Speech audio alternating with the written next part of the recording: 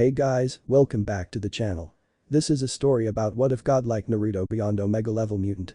Before I start, please support for more amazing content and do consider subscribing to my channel and share this video with your friends. This is written by Raidox2 and link in the description and support writer. Let's start the video. Prologue. In an orphanage in Tokyo, a blonde-haired boy was walking around the playground silently with his book. The screams and cries of other orphans playing various games disturbed him greatly. The child was Uzumaki Naruto, an orphan from a very powerful family according to the matrons. He possessed blood-red hair and slitted purple eyes, sharp whisker masks could be found on both of his cheeks. They made him look feral to the Japanese folk. His most frightening feature was the two horns that came out of his forehead. It was because of these features that the young boy was labeled a demon or oni. He was the odd one out. He was a scapegoat to the older orphans who abhorred his intelligence. The young 7-year-old sighed as he read his book. He didn't have any friends, and any that he got close to would be swayed away from him by the matrons. The girls made nasty rumors about him, and the boys physically abused him, stating that a demon would never be as strong as a human. He gritted his teeth in anger as he thought I'll show them all what a true demon could do. He learned that there was social hierarchy in the orphanage, one kid would be the top of the chain, and all the others would obey him. Ironic that it was the same kind of hierarchy that was used by the Japanese government. He walked towards the bench reading his book on evolution written by Charles Darwin. As he made his way to the bench, he was shoved to the ground by a 13-year-old boy named Kenji. Kenji sneered, "What you reading there, demon?" Naruto got up and said, "You could have walked around me, I wasn't in your way, we are outside you know. Look how much space you have." He gestured to the massive amount of open ground around them. Kenji punched Naruto to the ground, "Shut up demon, you don't have the right to even breathe the same air as us." Naruto gritted his teeth as he felt a stinging sensation on his cheek, his eyes flashed red as he muttered, "One day I will kill you and everyone in this orphanage." He hadn't realized that he had already attracted a large group of teenagers that were playing ball with each other. He heard one of the kids say, "You hear that he said he was going to kill us. How about we show him how weak he is?" They cracked their knuckles getting ready to hit Naruto. Naruto closed his eyes getting ready for the beating. He felt someone grab him and throw him a few meters into the arms of another teenager. The other teenager grabbed Naruto's arm and held them into place as the others lined up and began punching him over and over again. Ribs cracked, blood pouring from his bent nose and mouth. His eyes blurred, but they were snapped wide open when a knife pierced his right lung. All the boys gasped when Naruto fell to the ground couching blood. Dark spots entered his peripheral vision before he lost consciousness, his last thought being, "This is it. No, young one. It is only the beginning." A dark voice ripped through his subconscious and into his conscious mind. Naruto thought he was going crazy, but he had little time to dwell on it as his mind went black. Naruto rose from the ground as if he was a zombie, the boys backed away in fear when they saw his eyes. Red ringed eyes with 9 tomos spread unevenly across the rings. A dark grin was present on Naruto. "I think it's time you answered for your crimes." Kenji asked, "What are you?" "I am Death Incarnate." Those were the only words that came from the possessed Naruto. A black fire spread from Naruto's legs and spread towards the boys, incinerating them upon contact. The flames wildly burned everything, the screams of the matrons and the inhabitants of the orphanage were melodious to the being. A bloodthirsty grin marred the being's mouth before he vanished from Naruto's mind, causing the body to crumble to the ground. Smoke covered the entire neighborhood and the black flame spread like wildfire. 1 hour later.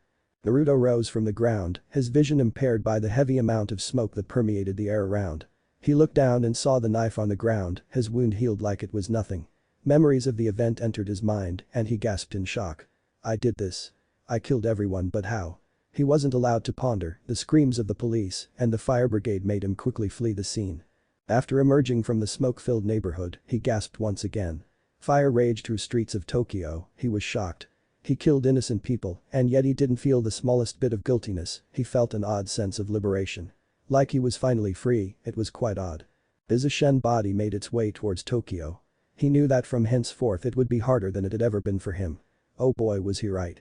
3 months later. Naruto sighed as he walked through the empty streets of Tokyo. He had been living on the streets for over 3 months now. He found many things about himself during his time on the streets. He felt no hunger regardless of whether he ate or not, and that wasn't even the tip of the iceberg of what he found he could do. He was fast, very fast as in supersonic. It was during an incident with thugs that his supersonic speed kicked in. His body was throwing out powers as if he were generator. He was strong enough to punch a thug through a building regardless of his weak physique. He had the body of a superhuman. All of the physical abilities that a human possessed were increased to the point that it shocked even the Yakuza who were trying to hunt him down. After trying to recreate the black flames, he realized that they would only appear when he was angry. When he was calm they were orange, and so he deduced that the intensity and color of the flames changed according to his emotional state. He quickly learned that he could control all of the elements.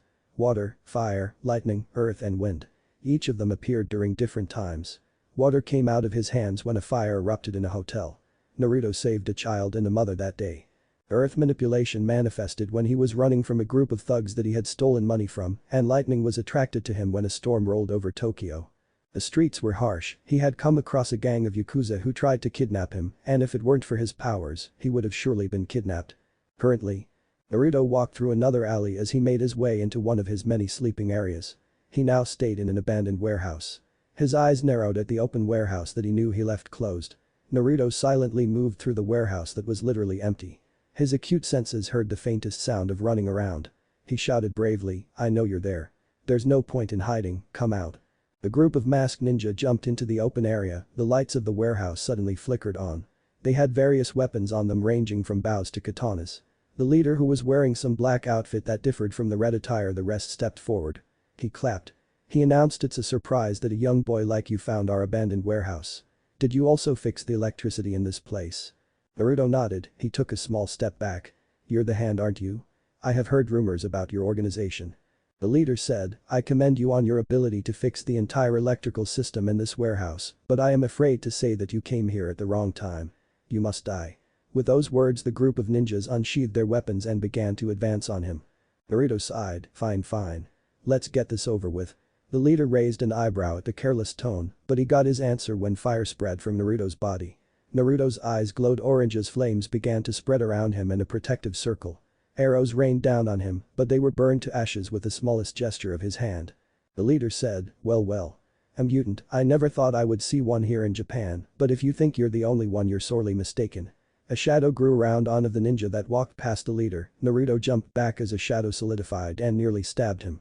He ran to one of the electrical pipes and drew a massive amount of electricity from them. His eyes turned blue and sparked before he vanished. He appeared in the middle of the group and released the electricity, he muttered, "Metal conducts electricity." Hey, a maniacal giggle escaped his mouth as branches of electricity rolled through every person in the room. The ones closest to him were fried alive, and the others were simply knocked back unconscious. The leader jumped in the air directing the electricity away by throwing a dagger just in front of him, and the other mutant entered the shadows. Once the leader landed, he raised his hands in surrender. "I believe we have much to talk about, young one." Naruto asked confused, "Much to talk about? You killed my men without the care for them in the world. You would be a worthy addition to our organization. We can provide you with food, a shelter, and we won't be discriminate about your unique physical features." Naruto contemplated the offer before deciding to accept. "I accept." The leader grinned inside his mask, "Great. My name is Kagami, what is your name, young one?" "Uzumaki Naruto." Kagami took a step back in complete fear. "Uzumaki. Impossible, they were killed. I suppose he does possess their bloody red hair." He recovered and said quickly, "Nice name. Let's get going, Naruto.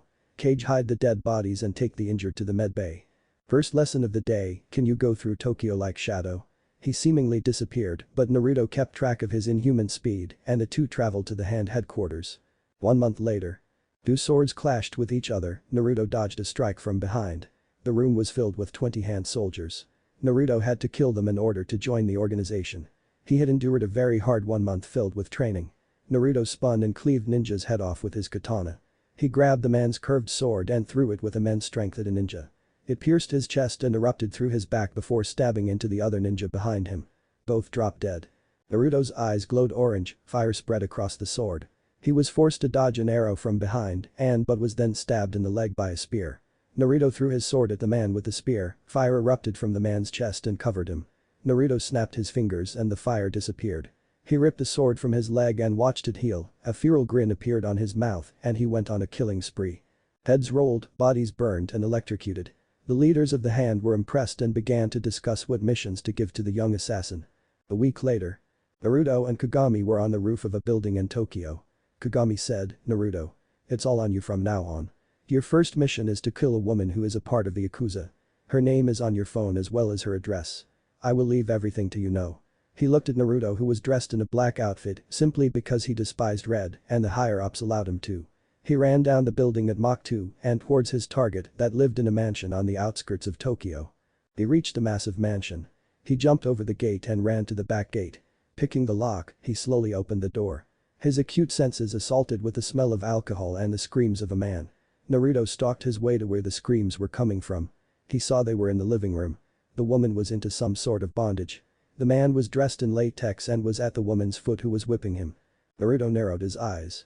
His hand crept to the dagger in his pouch. He threw it with expert precision, except she caught it. She licked her lips as she looked at the crouching Naruto. Well, the hand finally sent someone to kill me. You'll be an interesting addition to me collection. She sat on the golden chair, her body very lean and her hair as black as the night. She kicked the man in the face, knocking him out before she stood up, a pistol in her hand and a sword in the left. So are we going to fight? The young child answered, not really. His hands were lit on fire, her eyes widened, and she said of course they would send a mutant to kill me. I was wondering whether they had offended me by sending a child. She said, well, it's your lucky day, kid. We can compare powers. Ice spread from her body and turned the air around her into a dense mist. Naruto groaned as he released a wave of fire, and she countered with a wave of ice. He turned to attack her with electricity, but she countered by throwing the man on the floor in the way of the incoming arc of electricity. He died. She fired bullets, but Naruto dodged them effortlessly. She sighed and began running to the exit only for Naruto to create a wall of earth. She groaned again, and she swung her sword to block Naruto's incoming wave of earth projectiles. Naruto sped towards her, but she slowed him down with blasts of ice, his body slowing down as she neared absolute zero. He knew he had to change tactics, and so he decided to take another approach. He made the earth wall behind her release projectiles. She dodged 3 but was stabbed through the stomach by the 4th. She gasped and saw the emotionless gaze of Naruto. A chuckle emanating from her mouth. It seems we're not so different after all. What's your name? Uzumaki Naruto. He saw no harm in telling a dead woman his name. I'm sure you know my name. There is a vault in the basement that contains gold and a large sum of money. I don't have an heir and I have never came across someone that could ever be worthy of my family's fortune. Take the vault and hide it. I will give you one small warning, the hand are only using you, and when you become too powerful, they will kill you. That's how the hand work, young one. Globs of blood erupted from her mouth before she collapsed on the floor dead. Naruto, for the sake of honoring his opponent, did as she asked and took the contents of the vault and hid it in a warehouse that was known only to him and Kagami. His first contract was a success. He didn't even dwell on her death. The kitsune had been born. 1 year later. Naruto sat in an underground laboratory that he created. Rapid typing was the only sound that could be heard in the empty warehouse. The floor filled with books ranging from simple subjects like history to the most esoteric subjects like quantum physics. The room was akin to a medium-sized hall, boards were attached to the walls, and they were currently filled with mathematical equations and models. Naruto sat behind 3 computer screens, and his hands were moving at hypersonic speeds. It would take people years to write the programs he was writing, hundreds of scripts being written minute after minute. His mind was in a state of complete focus, and he had been typing for the last few days. The clicking of heels made Naruto snap out of his self-made trance. He spun the chair in time to see a beautiful teenager walk into the room. She had black hair and fiery red eyes. She was currently dressed in civilian clothes, except Naruto could tell she had her trademark daggers. She spoke in her usual cold tone, Naruto-kun. We have a mission. Who are we going to kill? The tech mogul, he apparently got arrogant and disrespected the hand's allies. He has to be eliminated. I was going to go alone, but I thought you might want some souvenirs. Naruto stood up. The girl eyed the very pale boy. He always stayed indoor in his lab and hardly went out for anything apart for food. No one really cared as Naruto never failed a mission. Naruto grabbed a pistol from the table and a backpack that was filled with explosives and a few sneaky inventions. He pressed a few buttons on his computer and walked out of the warehouse with his partner. Naruto asked, Akame. Where is the target? He is in the Arashi Technologies building. Naruto nodded and pulled up his hood. He said, I'll meet you there. Akame nodded before she jumped on her motorbike and roared towards Tokyo. Naruto vanished in a burst speed. He had to make a quick stop to get some circuitry. 40 minutes later. Naruto walked through the halls looking surprised. Dead bodies everywhere. They had 3 puncture marks or 3 slashes present on their bodies. Naruto looked at Akame and said, someone's here. Find him or her, I'll kill the target. She nodded and she disappeared like an expert assassin, following the trail of dead bodies. Naruto walked up the stairs, his hearing allowing him to locate the target. He too vanished in a burst of speed. Naruto arrived in front of the last room that was located in the uppermost floor. He punched the door into splinters. He found the target Arashi being chalked by a girl with extended claws. Naruto sped towards her and uppercutted her into the ceiling. As she was falling, he took out his pistol and fired 7 rounds into her chest. She hit the ground unconscious. Naruto could hear her heartbeat. Arashi was a relatively chubby man. The guy was a genius by all accounts. He had invented cybernetic limbs that worked exactly like a human's. His technology was light years beyond that of most companies, with the exception of Stark Industry. Naruto sighed as he raised his gun with the usual emotionless face that was presented to his victims. Arashi pleaded, "Don't kill me." Naruto muttered in Latin, "Requiescat in pace, rest in peace." A single bullet fired from the gun and pierced the man's skull. Naruto walked out of the room, giving the unconscious woman one last glance before he closed the door and headed to Akame's location. He heard a piercing scream that made him run towards her location at hypersonic speeds. Naruto punched a short muscular guy who had 3 metal claws protruding from both hands a few meters back. He turned to see Akame had her leg pierced and 3 deep gashes in her abdomen. Naruto threw his bag at the man who was charging at him before firing a single bullet. Naruto grabbed Akame and ran out of the room before the bullet hit the bag. A massive explosion resounded from the middle floor, causing a part of the building to collapse. He hoped he wouldn't see the man again. Once he brought Akame to his hideout. He quickly prepped her for surgery. It was a good thing that she had given a bank of her blood. Thank God he decided to teach himself medicine a few days ago. A few days later. Naruto was running through a forest, a blooded katana in his hand.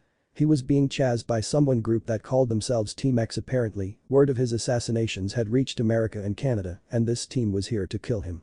Naruto grabbed a small cylindrical object and threw it behind him. A grin plastered on his face as he heard a massive explosion rock the forest.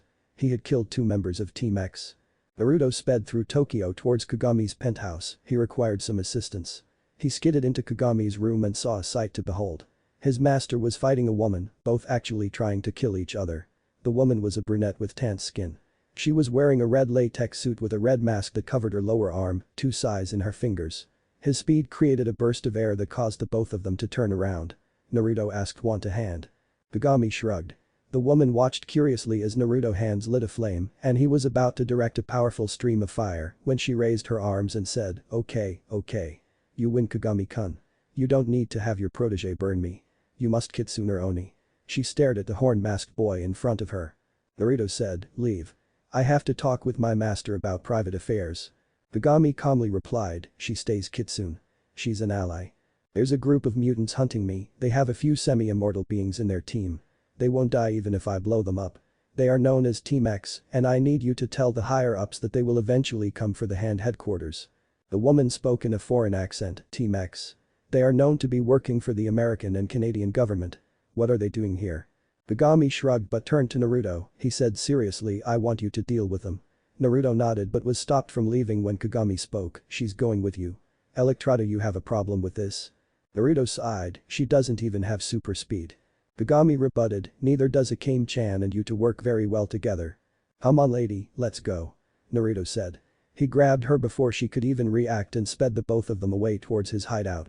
Electra felt dizzy after the ride and almost banged her head on Naruto's table, but she quickly regained balance. She looked around and was surprised to see hundreds of mathematical equations filled the boards on the wall. She thought, is he some sort of genius? Naruto however walked up to the computer and began scanning the CCTV activity to find Team X. He eventually found them and tracked their activity to a suite in central Tokyo. Naruto said, "Found them. They are staying in a 5-star hotel in central Tokyo. I am going to get the blueprints and use the CCTV activity to figure out which room belongs to each of the group members." Electra walked up to her partner and saw how fast he was typing, and she could only see flickers across the screen. She thought he is using his super speed to go through the video at an accelerated rate. "That's ingenious way of doing things faster." She said, "You know we don't have to fight them now." Naruto turned, "Yes we do. They are going to continue the hunt tomorrow. It's best to strike when they are asleep so it will be a surprise." Electra sighed, "2 of the members won't die, no matter how you hurt them. One of them is a shapeshifter and another is a teleporter, so you won't be able to catch him." Naruto replied, "Thanks for the info, but I can still take them. I am going to throw the ones with advanced regeneration into the ocean whilst killing the others." Fine. What's the plan?" Naruto commanded, "You take the shapeshifter. I will take care of the teleporter and the other immortals." "I'm coming with you." Akame's voice ran through the hall. Electra turned to see the black-haired girl. She looked very healthy for one who had sustained a very deep wound. "I'm all healed." Naruto sighed, "Gear up, Akame." He walked up to a cabinet and drew out a sniper before throwing it to the girl. She grabbed and said, "I suppose I am going to be support." Naruto shook his head, "You're going to take out the teleporter. His room is in line with the balcony of the opposite hotel." He gave her a room number and the blueprints. "Let's move out." Half an hour later. Naruto and Electra had entered the building.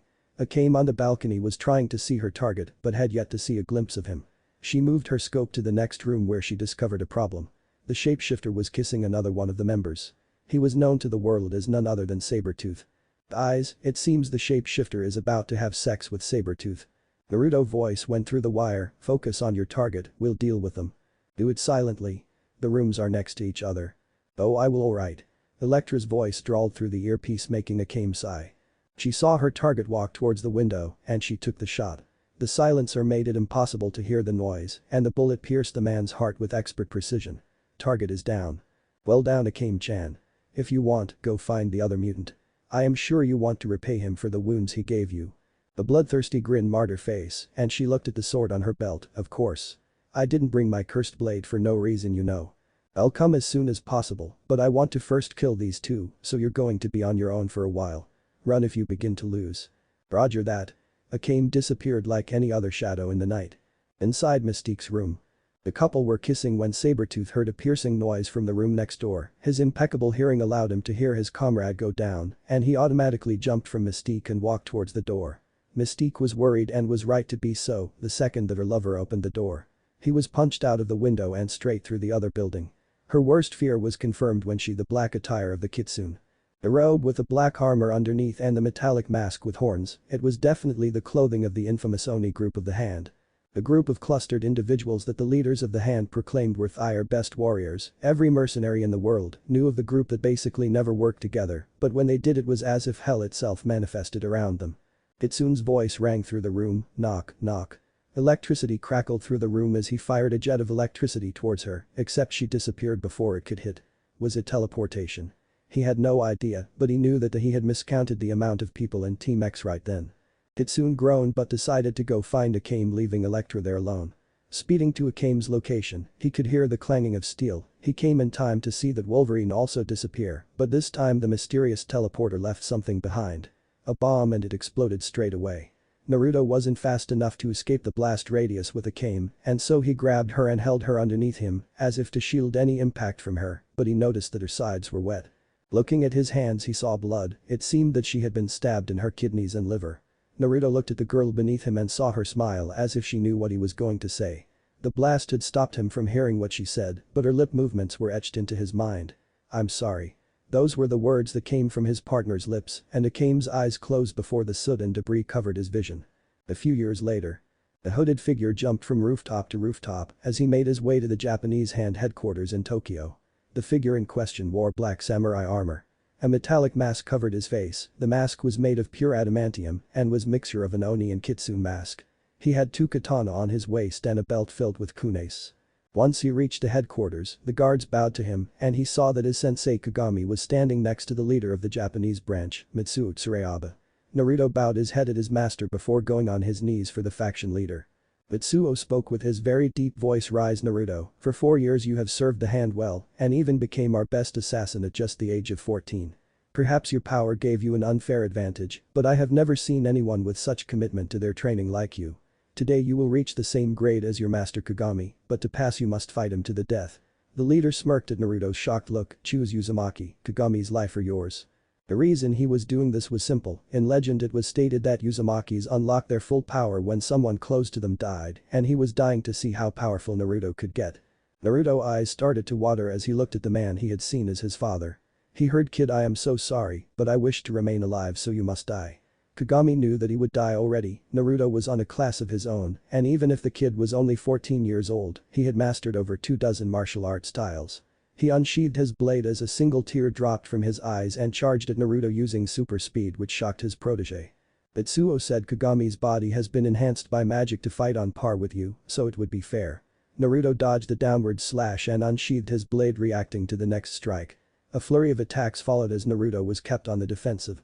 Naruto stabbed his sword into the ground as he fired a massive electrical wave through it and into the ground, shocking Kagami before he could avoid. Naruto smashed Kagami in the face with his fist, causing him to fall to the ground in pain, but Kagami got up in a few seconds, charging at Naruto, who dodged and dodged the sharp swings of Kagami's blade. Kagami caught Naruto off guard, and just as he was about to stab the boy in the chest, Naruto sidestepped and summoned the blade using his hand as a magnet. The blade pierced Kagami's abdomen, causing him to fall to the ground. Naruto cried, "Why did you make me do it?" "Shush, don't cry kid, I am so happy for everything we did together. You were the son I never had, and I wasn't lying when I said that you meant everything to me. I am sorry, it had to be this way, and I am sorry I can't see you become a proper assassin. Take care of yourself and Naruto."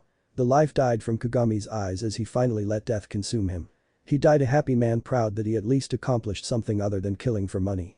Naruto screamed, "No, please don't leave me. No." His body started to glow an ethereal blue color.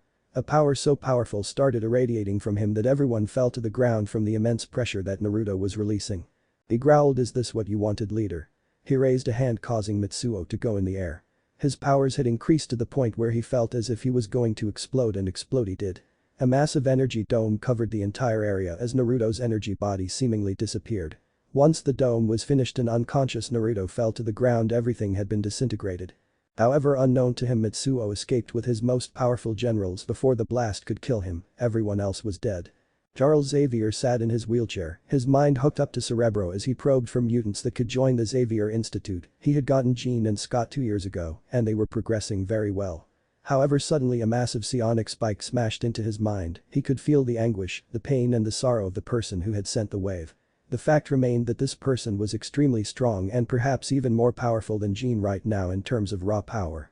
The psionic spike originated in Japan, Tokyo. He telepathically told Strom to prep the X-Jet for a long journey to Japan, and when she asked why, he simply replied that he found another student in need of his help. 3 hours and a bit. Naruto sat in the middle of the charred crater crying to himself. He didn't know what to do anymore. He lost a loved one, his most precious person, and that person was slayed by his own blade. He was truly a demon, a monster. The air below him blew away as a sleek black jet landed beside the crater. The ramp descended and a group of 2 people exited the plane. The first was a bald-headed man in a wheelchair, and a beautiful African lady followed him. She had white hair and electric blue eyes. He wore some uniform that had an X pattern on it. Charles Xavier surveyed the damage. He could detect the excess psionic energy all around him, but it was different from the one that he and Jean had. It seemed more potent and more explosive. He asked Aurora to lead him into the crater where the young teen sat in. She followed Charles' request, even though she was scared that this young man's powers were extremely strong. Charles said in Japanese, "What is your name?" Naruto looked at the man and used his negative emotion sensing to try and see whether he held any bad feelings for him. "Uzumaki Naruto. What's yours and what do you want from me?" The man replied smoothly, "Charles Xavier. I am here to help you." "Help me with what?" Naruto asked as he slowly sat up, blue energy wrapped around his body ready to attack. Charles raised a hand, "I am a professor at an institute in America that helps mutants that need help controlling their powers. I am here to offer you a place at my institute." Naruto replied, trying to make the guy leave, "Really? I am an assassin, you know. I don't think you particularly want me corrupting the other children to become lawbreakers." Charles sighed, "I assure you, we don't discriminate. I have helped mutants that have been killing machines for many years." Naruto thought, "I should probably accept, but first I have to make sure that I do a few things." He answered, "Fine, I suppose I can go with you. I don't have anywhere to go, and hand agents will swarm this place in a matter of minutes." Charles said quizzically, "The hand? I'll tell you later, but first let's get out of here and wherever your institute is." Naruto told Charles, making the bald-headed professor to believe that it was urgent and if they stayed here any longer they would die. The group headed back into the jet and raced off seconds before hundreds of hand agents swarmed the crater looking for Naruto. Naruto looked outside the windshield and thought, perhaps this isn't going to be bad, plus I always wanted to go to America. He asked, "Do you think we could make a quick stop to my hideout? I have a few things I need to do."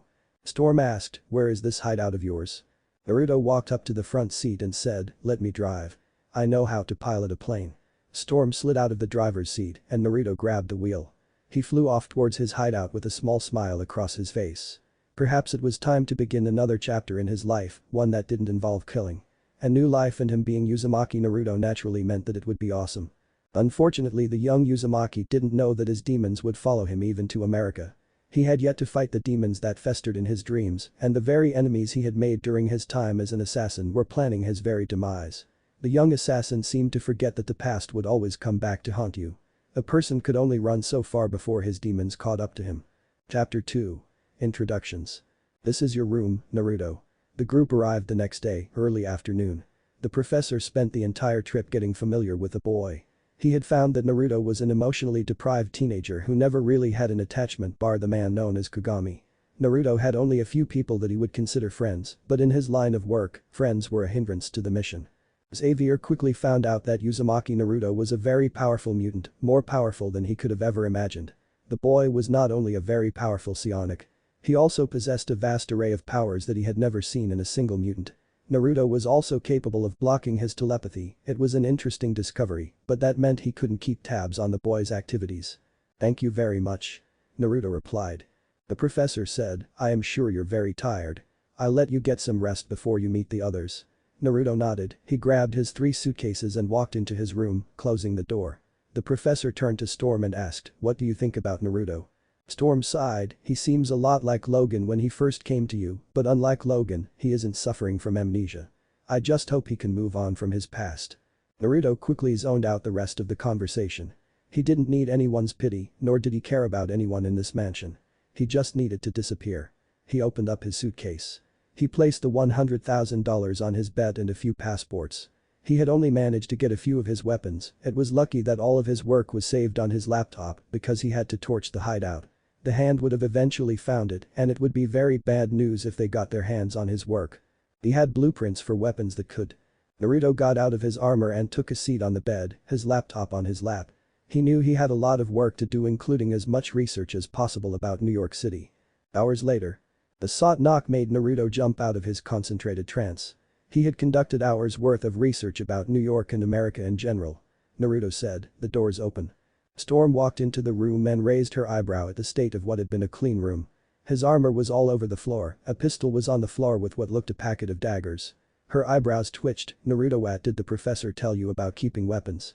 Naruto shrugged, "I don't see the harm of keeping a pistol in my room. People carry pistols all the time in America, and my throwing knives were custom made." Storm thundered at him, "I don't care if they were made by God himself, you will get rid of your daggers." "No." Storm almost fell to the ground at his blunt reply. She sighed, "Fine, fine. The professor sent me to get you for dinner." Naruto looked at the time and found out that he had spent way too much time surfing the web than he should have. "I will be right down." Storm nodded, leaving the young mutant alone to get dressed. Naruto sighed as he got into his urban clothes set. He somehow knew that his experience at the mansion would be way too troublesome. Naruto quickly threw on some casual clothes, a plain black t-shirt and blue jeans. He slowly made his way downstairs, not worried one bit about meeting another mutant. As he walked into the dining room, he was greeted by 2 young teenagers, one boy and one girl. He approximated that they were around 14 years old. The boy was a Caucasian of average build for a teenager his age. He had brown hair and wore red sunglasses. Wait, sunglasses indoors. The girl was a redhead, but unlike his bloody red hair, her hair was more orange than crimson. Her piercing green eyes watched him very carefully. She possessed very delicate features and an athletic build which told Naruto that she enjoyed sports. With the preliminary observations finished, Naruto continued to make his way towards an empty seat on the table. Professor Xavier raised his eyes from his book when he heard Naruto take a seat. "So you came, Naruto, I was just about to think that you didn't want any dinner." Naruto shrugged, his face mirroring that of a bored individual. "I don't need food anyway. My body survives of ambient energy that is present everywhere in this universe." Professor Xavier filed the information away for later. He continued to introduce Naruto to the 2 other occupants of the room. "Gene Scott, this is Uzumaki Naruto. He is going to be the newest addition to the academy. He will also be enrolled into your year." Gene smiled softly, "Hi, I am Jean Grey, nice to meet you, Naruto." She looked over her fellow student with a careful eye. Naruto was very muscular for a teenager, and he was extremely tall for their age. He possessed red hair that was comparable to blood and sharp horns extruding from his forehead. Naruto replied smoothly, "A pleasure to meet you too." Gene asked, "What are your powers?" Retaining his bored tone, Naruto spoke cryptically, "I have many." Gene was annoyed with his response, but was satisfied that he didn't ask the same question in return. Scott entreated, "The professor says you're the strongest mutant he has ever met. You don't look so tough." Gene sighed and Naruto looked upon the boy with a lazy eye. An arrogant tone, I do hope that there is some substance in the words he speaks." Naruto spoke, telling from your body expression, "I can see that you enjoy using the tough guy act. Perhaps a defense mechanism to deflect your own insecurities that your powers are inferior when compared to mine." Scott automatically placed his hand on his glasses. Naruto smirked, "So your powers are ocular based, huh? You wear those glasses to prevent you releasing any of your beams. Assuming the structures of those glasses are quartz, I would say that you possess concussive beams." The professor remained in awe at Naruto's quick analysis, it was also very accurate. Jean muttered that Naruto was some sort of genius, and Scott looked as if he were fuming, if the frown was anything to go by. Storm walked in with the food and placed on the table, taking a seat herself. The group of 5 began to dig into their dinner. Next day. It was a Saturday, which meant that it was training day. Scott and Jean were both training in a room that Naruto learned was called the danger room. He was not allowed into the room because the professor wanted to see how powerful he was. The professor asked Jean and Scott to come to the control room. Storm then guided Naruto into the room. He wore his armor and his creepy Oni mask. Jean and Scott both looked scared. Naruto looked very dangerous, especially because of the daggers strapped to his belt. The professor said, "Naruto, I am going to begin the simulation soon. The objective is to get a small orb. You cannot get tagged or hit. You are also not allowed to use your super speed." Naruto nodded slowly. Xavier pressed a button and an orb slowly came out of the floor. The orb was being held in the far corner of the room. The professor said, "You may begin." Naruto quickly backflipped as an energy beam came from his blind spot. He grabbed a pair of daggers. 2 energy guns appeared and started firing beams rapidly. He stomped on the ground and a massive wall of earth covered him. A slow mist began to cover the room and Naruto heard Storm's voice, "Don't forget about me, Naruto." A small grunt came from Naruto as he was forced to dodge Storm's lightning bolts and energy beams heading his way. Without his super speed, Naruto was left with his elemental power set and super strength. Burning white fire erupted from the wall. Storm had to fly higher as her mist was cleared with a massive burst of wind that made the white fire increase in intensity. Storm frowned. Was Naruto actually trying to kill her? Her assumption was correct as she was forced to dodge 2 of his daggers. The professor, however, had other plans for the young assassin. Naruto was entrapped in a steel cube. Naruto sighed as he punched on the sides open. Grabbing the rest of the cube, he threw it at Storm, who blew it away with a gust of wind. She was unprepared when Naruto hurled a stone boulder at her. Storm was hit with the boulder and she fell to the ground. He used some wind to cushion her fall. The professor gave him a nod of gratitude. Storm groaned but was out of the fight. Naruto ran towards the orb, dodging and weaving through a multitude of traps. With one final leap, Naruto was about to grab the orb when a small energy cannon appeared in front of him. He was forced to use his super speed to dodge the point-blank shot. Naruto stared at the professor, who smirked and said, "It seems you lose, Naruto." Naruto shrugged. A burst of fire erupted from his feet, burning the metal podium that held the orb and the accursed energy cannon. Storm, who had since recovered, was surprised at Naruto's control of fire. He could raise the temperature of his fire very quickly. Scott and Jean were surprised. Both of them had failed this test, but Naruto had seemingly finished it. The professor had purposefully placed that trap there, knowing that it would be physically impossible for Naruto to dodge it without his super speed. Scott muttered, "I take back everything I said. I feel sorry for the poor soul that has to fight Naruto." Jean nodded, but something within her had been awakened, a burning fire that was consuming her mind. An itch and a small thought that urged her to fight the young assassin. Naruto twirled his dagger and asked the professor, "One more simulation, Professor?" Xavier smiled, "Very well, you will be fighting Jean, Scott and Storm this time. No daggers though, your aim is deadly." Naruto smirked in his mask, "I'll take that as a compliment." Scott and Jean looked anxious, seeing Naruto looking ready for a good fight. A ring of fire surrounded him, which then turned to ice. He snapped his finger as the ice turned into jagged daggers, throwing them at the nearest wall. The professor frowned. Naruto's elemental control was extraordinary. He possessed flawless control over each of his elements. The element's shape, form and state were all being controlled by the most dangerous assassin on the planet. The question came to his mind, how powerful are you, Naruto? The truth was at the end of the session. Jean and Scott were thoroughly beaten. Storm had survived the longest, but Naruto overpowered her physically and she was quickly knocked out. He was capable of withstanding high-pressure winds and her lightning bolts. Naruto learned that Jean was telekinetic, but she didn't possess good control over said power, and Naruto easily knocked her out with a quick electric shock. Scott was the most annoying to beat. His ocular powers were powerful, and they did hurt Naruto. Not by much, but the beam was strong enough to knock Naruto back a few meters. With a burst of speed, Naruto managed to dispatch Scott first. Throughout the day, Naruto would go through several tests, and the professor would slowly log his powers. They had not been able to access his energy form that the professor had witnessed yesterday, and it was clearly vexing Naruto. The professor was admittedly impressed at both Naruto's intellect and mutant powers. He would be hard-pressed to find a better ally against Magneto. It was now nightfall and everyone had gone to sleep with exception of Naruto. Naruto had instead decided to go to New York City. 0 a.m. Naruto walked through the very empty streets of New York. People were still around, but it was nonetheless very empty. Parts of New York were infamous for its crime levels. Psychopathic mutants would thrive in those parts of the city. Naruto had memorized the map to the city already. This trip was to provide some context to the map he had in his head. He had also read several articles on superpowered beings in New York, the most notable being the Avengers. It appeared New York had a slew of villains and heroes, depending on how you define them. He would rather mind his own business. It would do no one any good if he became famous, it was only a matter of time before Oni came after him, and if they did everyone would die. "Oh look, it's Iron Man." A couple exclaimed. Naruto looked on with neutrality as Iron Man flew by. He shrugged and continued on his way, that was until he heard a large explosion from the area that Iron Man was flying to. He quickly turned into one of the alleyway and jumped onto the roof of a building. His supernatural eyesight allowed him to see Iron Man dodging missiles. He wanted to see who he was fighting.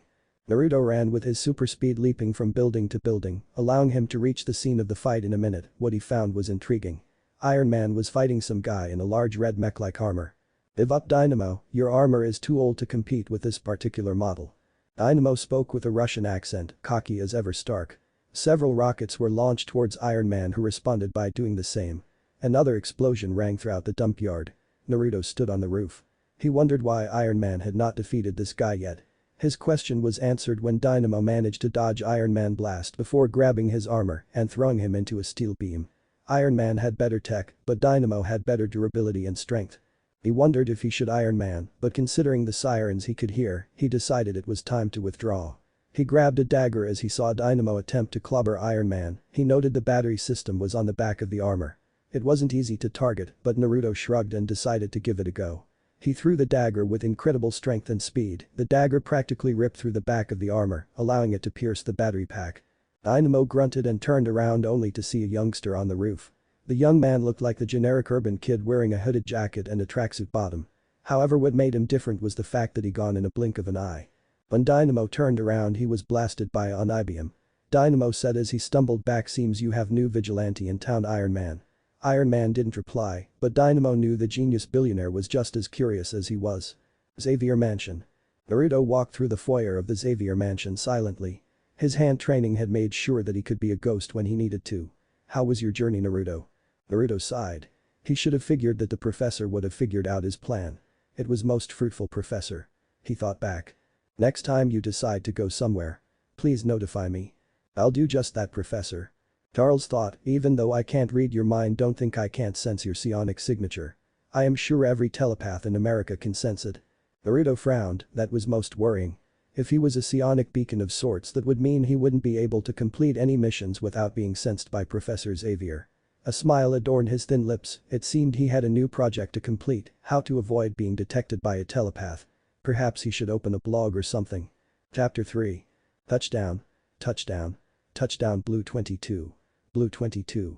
Hut, hut. Go Bayville. Naruto sighed as he watched the football game. He wasn't really paying attention to what was happening in the game, but was rather looking at a Caucasian redhead. In his eyes, she was the hottest girl he had ever seen. Okay, not the hottest that would be defiantly Electra, but nonetheless she was hot. The redhead had sparkling green eyes and wore a light purple shirt that stopped just above her mid-stomach area, showing her toned stomach. He heard the crowd scream as Duncan won the game, and Jean started flashing pictures of the jock. He thought, I have no idea what she sees in him. But then again, despite his abnormally high intellect, he could never understand girls anyway. He could seduce a woman no problem, but relationships, he had no idea how they worked. The professor has observed early on in his training that he could produce powerful illusions that could fool even him. He described him as a full psychic package. He possessed telepathy, telekinesis, limited empathy, and illusion generation. He stated that this was the reason why Naruto was so intelligent and that his mind was more developed and matures than any human. It once again proved that Naruto was not fully human, but was something else entirely, and as such Naruto got a score of above 300 in an 1Q test made for superhumanly intelligent people like him or Reed Richards. His negative emotion sensing sparked up as he felt a wave of anger and resentment build up beneath him. He turned to see that Scott had vanished and that Duncan was also missing. He used his super speed to run so fast that the human eye couldn't even detect him. He reached the site where he sensed the negative emotion in less than a blink of an eye. To Naruto's surprise, he saw Duncan holding Toad on a wooden support beam whilst shouting at Scott Summers. "I think me and my buds are gonna squash this slime ball. So, you and your stupid sunglasses at night can just bail," said Duncan angrily. Naruto raised an eyebrow and decided to intervene. He said, Now boys, why don't you let the Toad go and hop away?" Duncan turned his eyes widen as he saw the strongest kid on campus, Uzumaki Naruto. Naruto was extremely tall for a 17-year-old, towering over them at 6'4", and having an extremely muscular body also helped. Duncan snarled, Uzumaki, piss off and let us beat this toad. Oh, please don't make a second mockery out of yourself, Duncan, after all, it was just the first day of school where you had to go to the hospital with a broken wrist and jaw. Naruto mocked the teen in front of him. Duncan dropped the toad and charged at Naruto, allowing said victim to run away. Well, hop away. This also caused the others two of Duncan's friends to shout out, hey. He's getting away. But Scott grabbed Duncan before he reached Naruto and swung him to his friends, causing them to all fall to the ground. The two then got up and ran after the toad, whilst Duncan glared at the two in front of him. Big mistake, Summers. Duncan once again ran at Scott, who was ready to defend himself but was interrupted at the last second by Jean's untimely arrival. She said Scott no. Causing Naruto and Scott to turn, but since Scott didn't have enhanced reflexes or senses, he couldn't dodge Duncan's rugby tackle, which smashed him into the support beams and caused his glasses to fall. Naruto's body absorbed the optic blast that hit him but forgot about the one caused by the other eye, which hit Duncan and slowly made its way into a propane tank, causing a massive explosion to rock the pitch. Naruto's body acted on instinct and threw Scott's body out of harm's way as a lot of burning wooden pillars fell atop of him. Jean screamed as she saw her best friend getting buried under a pile of burning rubble. Naruto. However, her response came back in the response of a telepathic message. You know, sometimes you forget that I am basically invulnerable to most types of damage and have an advanced healing factor. Do you not feel pain at all?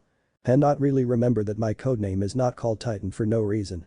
Oh, shut up and get yourself out of there, she said impatiently.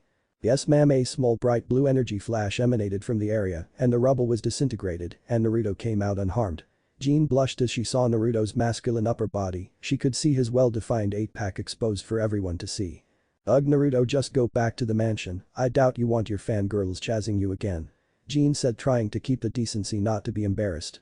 Naruto shuddered at thought of his fan club chasing him. It made him wonder what would happen if he was a superhero. Fine by me, but be sure to give Scott his sunglasses or else we would be dealing with another one of those explosions. He snapped his fingers and he disappeared in a swirl of black fire. She mused, I'll never get used to how the fire doesn't burn him at all. As she telekinetically summoned Scott's glasses, it wasn't a surprise to her that Naruto and Scott both fancied her, but she preferred Naruto even she had been Scott's friend for about 5 years, whilst only knowing Naruto for 3. However, Naruto was always too busy, either hanging out of the Fantastic Four, as it seemed Naruto and Reed Richards had mutual respect for each other's extreme intelligence, or he was trying to master his powers.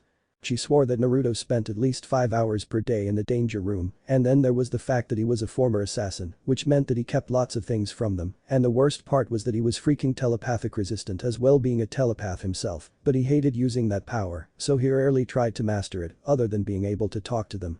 She actually felt jealous at times. Naruto was so powerful that he could probably make the French Franks and the Avengers jealous with his power, but as the professor stated to her, Naruto wasn't fully human and some of his powers came from his father, who was a very powerful alien or something. She moved towards Scott, who was closing his eyes with hand. She gently brushed his hand to the side as she said, "You okay?" She put his ruby quartz sunglasses back on and Scott could see once again. He sighed in relief. No, wow, I didn't know. He could see the paramedic examining a Duncan Matthews who seemed to have a concussion. She reassured him, I know you didn't mean it, Scott, but you'd better split. A few minutes later. The 90s Royal Royce parked near the ambulance. The professor peeked outside of his window as he used his telepathy to change the thoughts and suspicions of the police officer. He looked towards Aurora, who driving the extremely old car, and said, things are under control, for now. But we better hurry, we have got a train to catch. Aurora simply nodded and drove the car outside of the car park and towards the train station. Morning, Xavier Mansion. Naruto walked out of his room as he rubbed his eyes tiredly. He saw Scott banging on the door to Jean's room. He said, you could try to keep it down, Scott. I am sure she'll be out in a second or two, after all Jean loves school that much. Scott looked towards Naruto with a curious expression. He asked, what were you up all night doing? Upgrading the Blackbird using some tech I made with Stark and Richards, said Naruto boastfully. Sweetie, can't wait to try it out. It is pretty good, but don't tell the professor, he will shout at me again for staying awake too late. Scott smirked with the potential blackmail material, but before he could speak, Jean exited her room and said, come on, we're late, aren't we? She traced a sensual finger on Scott's chin, causing him to smile. She looked at Naruto and said, you gonna drive with us or use your own car? Naruto replied, you guys, I am too tired to even drive a car without crashing. She smiled at him and did the same thing she did with Scott. He thought, damn, she is such a tease. He offered Scott, of course my car is better and could help upgrade your engine if you let me help. Scott exasperated for the last time. Naruto, no, I like my car how it is. Plus not all of us can afford the tech that you acquire. Naruto smirked, I'll lend it to you free of charge. Of course, you are going to have to owe me. Scott snorted and walked ahead of Naruto and Jean. He said, no thanks, I am not going to be in debt to a mercenary. Naruto chuckled and so did Jean. Suit yourself, Scott. Once they reached the end of the stairs, Scott shouted, we're heading out, Professor. The professor replied, just a moment you three. They walked to where Charles was and saw a hooded robed figure standing next to him. I would like you to meet our latest recruit, this is Kurt Wagner. Naruto greeted the hooded person, hey Kurt. Are you German? The first no German. Kurt however backed up as Naruto was about to shake his hand. The professor told you are among friends Kurt, there is no need to be afraid. The figure took out his hand from his pocket, causing Jean's eyes to widen and shook Naruto's hand. Naruto responded with a raised eyebrow as he felt the three-fingered blue-furred hand greet his own. He said, you're blue and furry, are you related to Hank or maybe Mystique? The professor said, surprised that Naruto could deduce a thing like that by just seeing Kurt's hand, but nonetheless warned the team, Naruto, let's not jump to conclusions until we have enough evidence. Anyhow, I was just telling Kurt how I set up this institute for gifted youngster whose gifts are not always an asset. He continued by gazing hardly at Scott as he questioned, right Scott? Scott spoke for the first time since entering, so you heard about last night. Naruto and Jean moved to the side, not bothering to enter the argument between the teacher and friend. It was difficult not to, it was on all the news channels. Charles explained. It was a bad situation and there was an accident. Scott said with a feeling of guilt. I know Scott, but you must be more careful, and it was only due to my presence that the true cause was not discovered. Charles chastised the teen. Scott finally snapped, come on, Professor. I'm packing a bazooka behind each eyeball. What do you want from me? Control, Scott, that you're here to learn, and if Naruto can learn to control his destructive cosmic beams from his eyes that could disintegrate matter itself, then you can learn how to control your optic beams. Charles turned to Kurt and explained to the newcomer, Naruto's and Scott's eyes emit a powerful destructive optic beam, and Naruto over there can control exotic cosmic energies for a variety of effects, including firing an optic beam powerful enough to wipe Manhattan of the map. Scott however retorted, well, why don't you just make Naruto your prized student, I mean he's good at everything isn't he? Naruto's eyes flashed red as he said calmly, you got a problem with me Scott, please if you do let's hear it. Scott looked around and saw the disappointed look on Jean's face as well as the professor's. He snorted and left the room, probably heading to school. Naruto turned to Kurt and asked, so Kurt, what special power do you have? The teen took off his hood showing his blue-furred face and elven features. He disappeared in a puff of smoke and teleported to the other side of the room. Kurt said playfully maybe, whilst Naruto's sharp nose picked up the whiff of sulfur, causing him to cringe and cough. He said, well Professor, we should probably head out before Darkle gets pissed off. Jean quickly said goodbye to Kurt and Charles before running after Naruto. She eventually caught up with him in the garage. He had a frown on his face. He asked Jean, do you think about me the same way as Scott? I mean I do have telepathy and telekinesis. Jean shook her head, I mean I do feel a bit jealous about you having so much power, but your life has been an everlasting struggle before you came to the mansion, so I guess it's just fair that you mastered your powers better than us. Naruto nodded, thanks, it would be hard to know that my best friend resents me, but hey, I would probably just leave the mansion and become an assassin again. Probably fight Wolverine again and send him flying into the ocean like I did before. Jean laughed amusedly at what, Naruto, you sent Logan into the ocean when you were an assassin. Naruto laughed alongside Jean as he entered his black Nissan GTR. He replied, yes, I was meant to distract him since I was the most powerful of the hand members, but the man would just regenerate and charge at me, even when I sent flying though 2 skyscrapers, so I decided to dump him in the Pacific Ocean. I bet if he sees me again, he would probably kill me for doing that. Jean grinned, even your assassination adventures can be fun, I thought it was just kill, kill, kill and kill some more. Could be, but I was a child, so they tried to train me to become an ultimate assassin weapon sort of thing, and they would have succeeded had it not been for Kagami taking care of me. He said the last bit sadly and Jean immediately regretted her words. Naruto however stopped her before she could even get the words out of her mouth. It isn't your fault, Jean, now why don't we test out my upgraded engine, shall we? His words caused Jean to smile, but she gripped as they suddenly zoomed out of the mansion at a very high speed of 120 miles per hour. She screamed at him, I haven't put on my seatbelt, Naruto. Naruto shrugged and suggested, then put a force field around yourself or something. Jean at the point felt like telekinetically blasting Naruto out of the car, but remembered that there would be no driver then. Naruto began to reminisce on his drive. He remembered a mission that he had completed a few weeks after he arrived to New York City. Flashback. His stay at the Xavier Institute had proven to be very boring, there was very little to do. The professor had gifted him with Dr. Hank McCoy's abandoned laboratory on the lowest level of the mansion.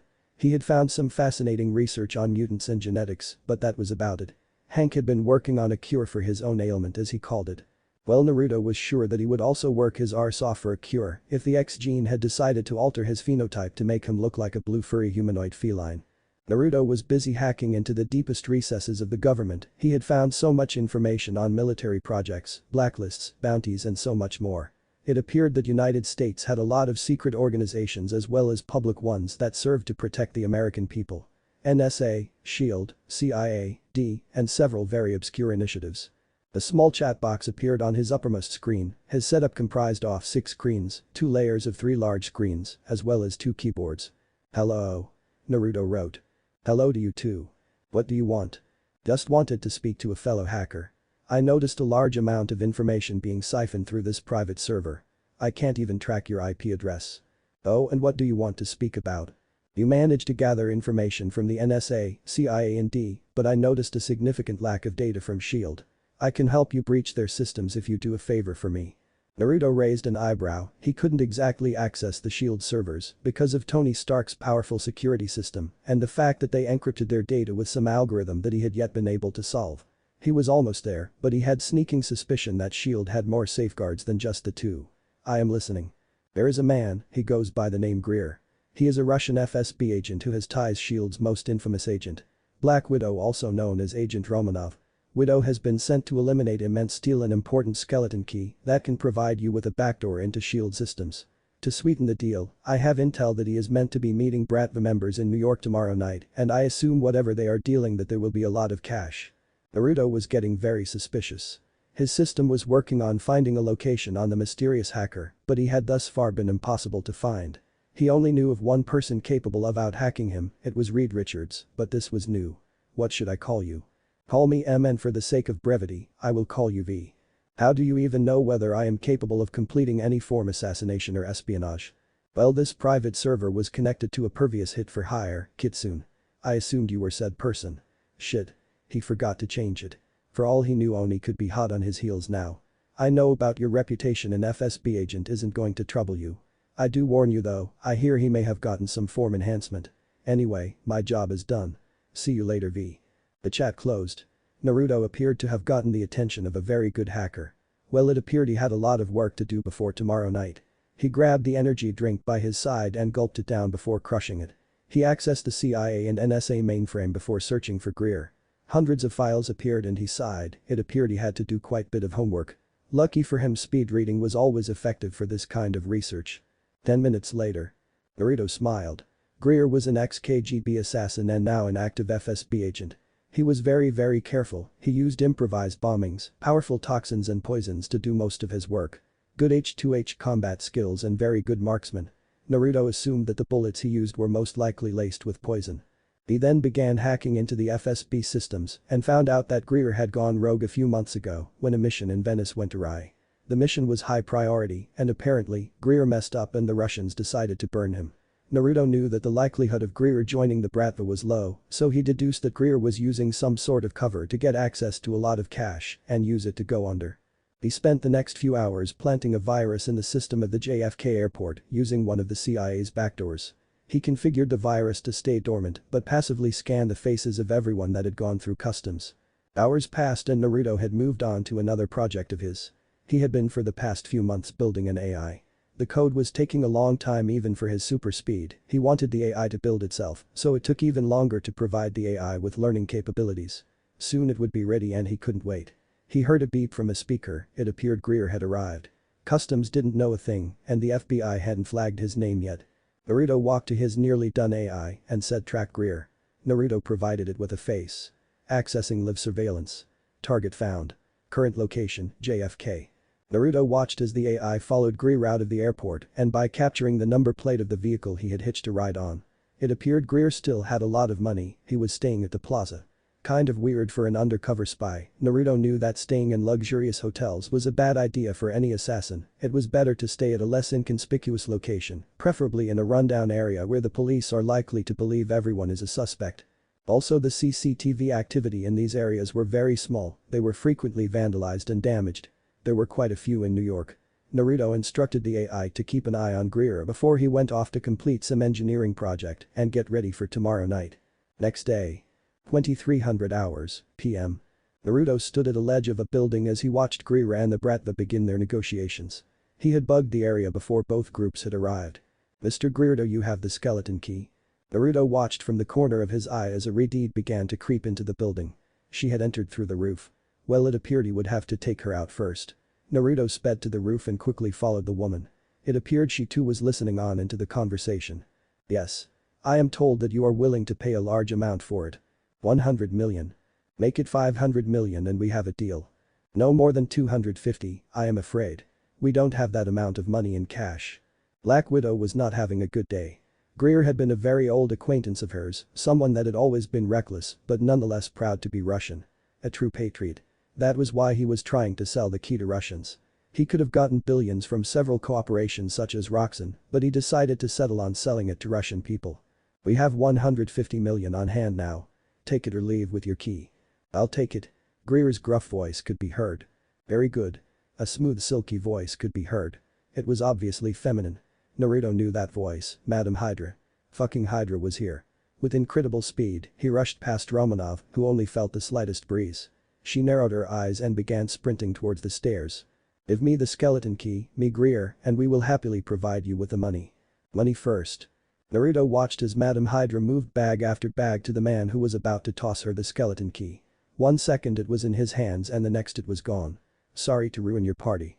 Madam Hydra smiled silkily, her long luscious green hair flicked as she turned towards the voice. "Good to see you too, Kitsune." Greer was now scared. Who wouldn't be? Kitsune was here, the most notorious assassin in the planet, standing in the same room as him. The Bratva men began to shoot at Naruto, who decided to electrocute them. "I believe it's just the three of us." With a blink of an eye, Greer had his neck pierced with one of Naruto's daggers. "Now it's just the two of us." "Keep it," Madam Hydra said. "We already replicated it. I assume you want the money as well." The hand decided to backstab you, huh? "You know a position at Hydra is always available for you, Naruto-kun." "Don't call me that. I see you haven't changed. You know I had no hand in the incident that took place in Japan. If I had known, I would have extracted you myself."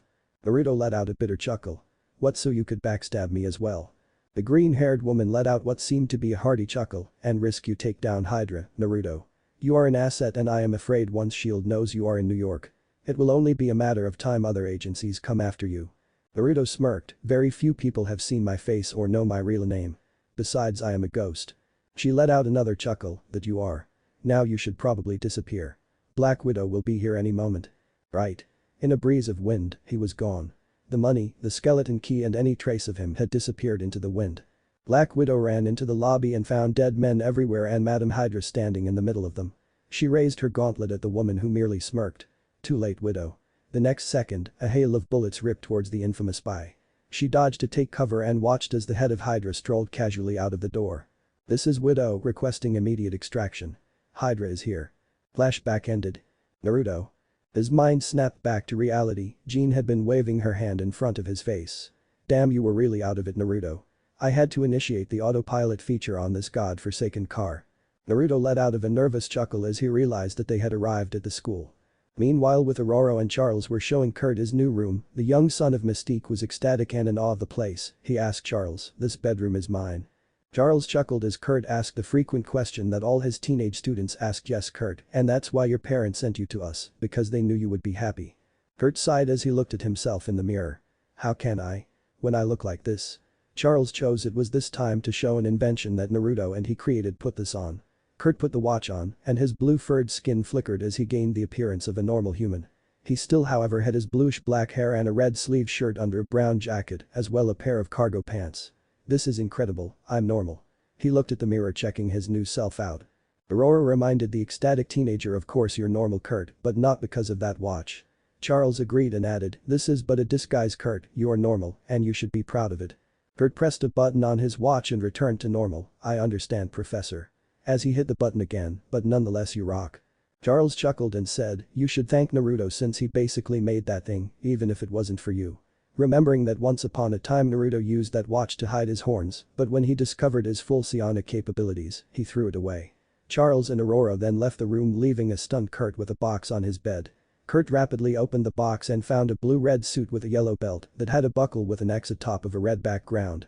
Charles was in his study reading when the portrait lit up and an alarm started blaring. He rolled over to the wall which opened revealing a large computer with a helmet on it. He looked at the screen and saw a red dot in the middle of Bayville High School. He mused so he's finally stopped hiding. The phone on his wheelchair suddenly rang which he subsequently answered. "Hello Scott. I hate it when you do that, Professor. Look me and Naruto ran into student like us." Charles raised an eyebrow. "You two made up already?"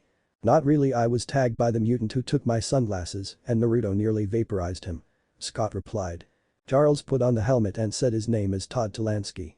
The info of said mutant came up on the screen and Charles quickly skimmed over it refreshing his memory. Scott replied, "You know of him?" Charles explained Cerebro just picked him up, he must be using his powers openly now. Scott however saw where this was going. "He's not someone I would share a room with. He has the hygiene of a dead pig." Naruto however intervened in both of their minds. "That would be incorrect, Scotty has the hygiene of a toad, not a pig." Charles continued despite the intervention and told Scott, "Seriously, we don't turn anyone away, so please give the boy an invitation to our institute." Scott replied, "Fine, I will do just that, Professor." Charles felt Kurt approach him as Kurt asked, "What's that thing, Professor?" Charles answered, "This is a Cerebro, it detects the manifestation of mutants, it's how I found you." Kurt looked at Toad on the screen, "So this guy is one of us?" Charles however answered, "That remains to be seen." He said telepathically to Storm who was in her greenhouse. "Storm?" Storm spoke after a second as she sent a small cloud of rain across her plants. "Yes, Professor," Charles asked, "I wonder if you could audition someone for me." Todd in a green costume that had a metal stomach jumped over the fence guarding the institute. He said, "Heh, piece of cake." Unknown to him, Storm who was wearing a blue costume with sleeves stopping after her elbows and a blue cape matching her costume. She floated up in the air as Toad hopped towards the mansion. Toad looked up as Storm flew past him and a massive storm cloud appeared above him. He said as rain and lighting came out of the cloud, "Now that is just freaky." However, he yelped as Storm fired a small bolt of lightning at the Toad, forcing him inside as a gust of wind caused him to fly into Kurt whilst screaming. He looked at the blue X-Men and said, "Whoa, what are you, some kind of ratty plush toy?" The two circled each other and Kurt sniffed the air and said, "The name's Nightcrawler and at least I don't reek like unwashed Lederhosen." The two then started to brawl it out by jumping onto stuff as Todd tried to catch the teleporting mutant but used his tongue to catch Kurt off guard and the two fell towards the ground but Kurt teleported them to the danger room. Charles said, "Oh no, Naruto is going to practice in the danger room," it said on Omega, and those two are nowhere near Naruto's power level. Naruto entered the danger room only to see that his run had already been initiated. In front of him were Kurt and Todd trying to dodge high-powered lasers, immensely powerful water jets and torrents of flames, as well as several other mechanisms that could probably kill them in a single. He thought, well, I'll be damned, Kurt's doing okay, but Todd's going to get killed.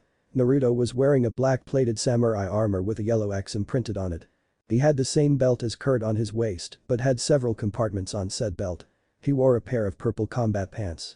He wore his Kitsune Oni mask on his face and held his two adamantium katanas in his hand. He sighed as he tossed his two blades in the air before activating his energy form. If he was going to save them, he was going to have to go all out. Kurt screamed as a torrent of flames were fired to his side, but before they burned him to crisp, Naruto drenched it with a water jet. Naruto jumped in the air as fast as he could be, sensing what was going to happen. He came down with a crackling energy ball formed around his left hand before smashing it into the ground, forming his own EMP to shut down the massive cannon on the other side of the room, firing an energy blast towards Todd.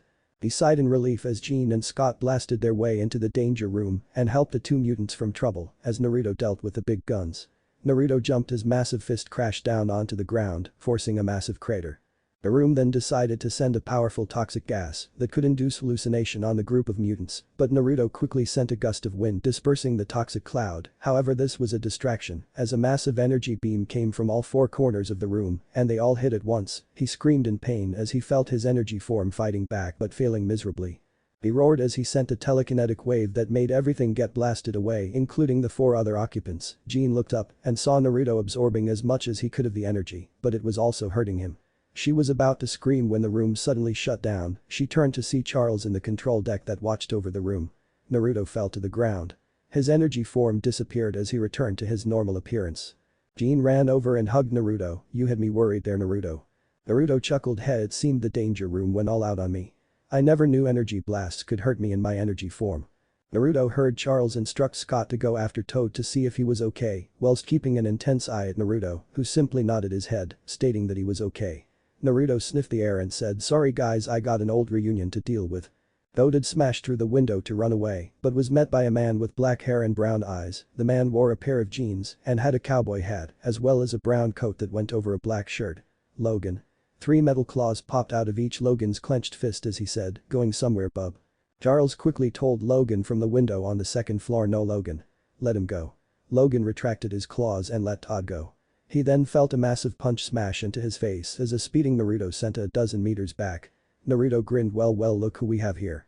Logan growled and unsheathed his claws, seeing the familiar Oni mask of the legendary kid assassin Kitsune. "Kitsune, what the fuck are you doing here? You cold-blooded murderer." Naruto snorted, "As if you're one to talk, dude, you outclassed me by like a few hundred kills. But hey, if you want we can restart that fight again, perhaps this time I'll dump you in the fucking North Pole where you won't escape." Logan growled and charged but was stopped as Naruto sent a powerful telepathic attack, causing him to fall to the ground screaming in pain. Charles roared at the two and said, "Stop it, Naruto. Let Logan go now." Naruto shrugged, "This isn't over, Logan, not by a long shot." Logan snarled as he slowly got up, "I'll kill you for what you did, Kitsune. You killed my teammate Logan. I simply killed one of your best friends. It's called an eye for an eye, a tooth for a tooth, a friend for a friend." His voice turning demonic and distorted at the last part, which made Logan whispers, "The same as his mother, I suppose, a demon in human skin." Unfortunately, Naruto didn't hear what Logan said as he had already disappeared from his place. Logan slowly got up and walked inside as he thought, perhaps I should tell the kid about his accursed clan. Nah, he'll probably nor believe me anyway. Logan remembered the event like it was yesterday. The day that Silver Fox had died. Flashback. A year after Akamai's death. Madripoor. Logan and Silver Fox were looking for their target in the criminal-infested area of Madripoor. His name was Roche, a large criminal lord in Madripoor. His empire was vast and his network spanned across all of Asia. He had recently acquired a rather hefty bounty placed on his head by a rival criminal mastermind. So here the two were busy looking for Roche. Uzumaki Naruto calmly walked through the streets of Madripoor. The hand had given a rather complicated mission. Infiltrate Roche's organization, acquire his assets, then eliminate the target. He had already managed to infiltrate his organization. It was easy, the hard bit was getting close to the paranoid old man. Roche was not the type to trust anyone blindly. His inner circle devoted a large part of their lives to him, and they were shackled to him. He needed something big to get the man's attention. Fortunately, he had one. It appeared that Roche had a bounty on his head. All he needed to do was stop an assassination attempt. From the corner of his eyes, he noticed 2 foreigners walking through the bazaar. His mind flashed to the man who stabbed Akame and the man walking through the bazaar. He clenched his teeth, noting that they were the same person. He would watch those two. He heard rumors that Team X had been disbanded, but some had kept in contact. If the rumors were true, then they could be here to kill Roche. The amount of money on his head would allow them to live peacefully for the rest of their lives, or to completely disappear off the radar. His hand itched for the pistol hidden behind his back. He could kill the girl right now. The man, however, had a very powerful healing factor, and Naruto doubted he could kill him, at least without figuring how his healing factor worked and how to stop it. That took time, and he really didn't have that luxury at this given time. He had a mission to complete, money to gain and some contacts to acquire. Uzumaki Naruto's eyes dulled as he entered his Kitsune persona. He began to follow his targets using his supernatural senses. Naruto could stay far away and still watch and eavesdrop on their conversation. Days later. Silver Fox had finally succeeded in getting to Roche. He invited the woman to the party that was going in his mansion tonight. It appeared the criminal lord had a thing for outsiders. Logan wouldn't be able to attend, but he had the utmost confidence that she would succeed. She was after all a fellow Team X member, and they were trained to be one-man armies. Next day. Logan barged his way into the mansion, killing all the guards. Silver Fox didn't return that night, and his gut was telling him that she had been compromised. He was right.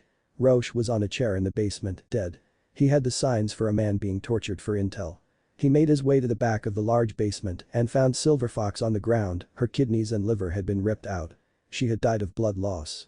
He growled he would kill the person that had killed her. He stroked her hair and planted a kiss on her forehead. Before he could pick her up, he was kicked in the midsection and he flew straight into the wall. "Nice to see you too, Wolverine." "Kitsune." Logan grounded out, "Why did you kill her?" Kitsune replied monotonously. "Collateral damage. Don't worry, she put a good fight." Wolverine unsheathed his claws and charged at the kid assassin. Naruto dodged the man's slow attacks and kicked him back into the wall. An arc of electricity electrocuted Wolverine. Despite his healing factor, he would remain paralyzed. Naruto walked up to the man who was now laying on the floor and picked him up by the neck. "I noticed the interaction between you and your partner. Quite an intriguing relationship that you and her shared, in my opinion." Let this be a warning to you, Wolverine, you took a dear friend of mine from me, and I did the same. It's a fair bargain in my eyes. You can hunt me down if you like, but we both know who would win." The feral man watched as the kitsune began to walk away before several earth spikes impaled his organs.